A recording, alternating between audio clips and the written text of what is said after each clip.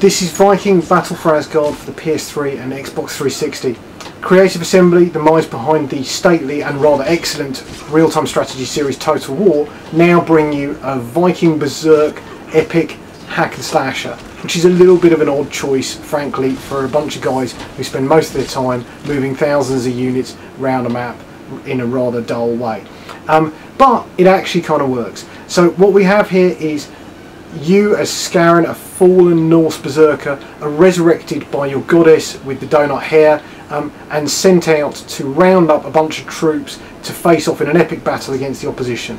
There are in fact 3 epic battles, one at the end of each of 3 islands that you have to conquer. The rest of the game, working up to each of these epic battles, involves you completing a series of rather mundane tasks that fundamentally involve hitting a lot of buttons and severing people's arteries with great gouting bits of blood flying everywhere.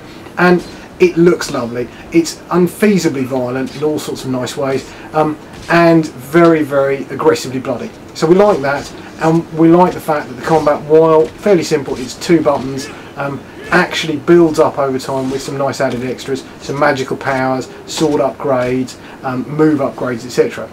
So there's a little bit of jumping around, a little bit of sneaking thrown in as well. But fundamentally this is a hack and slash game with a lot of button bashing and a lot of repetition. So that's one problem, is that the repetition gets fairly heavy throughout the game.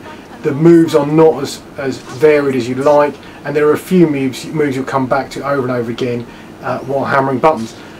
But as I said, it looks nice, and what Creative Assembly does do well is these epic battles at the end of each of the 3 islands. Here, all the troops you've rescued come together with you to fight the enemies, and there you can wield in dragons, you can run across the battlefield and work your way through thousands of enemies to the shaman who's respawning enemies, or you can fight the archers, or you can go after giants, or whatever you want to do.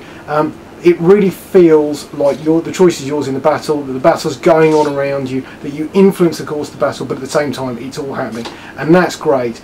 But it's not quite good enough. There are some frame rate issues, and fundamentally it all feels, after a while, a bit more of the same.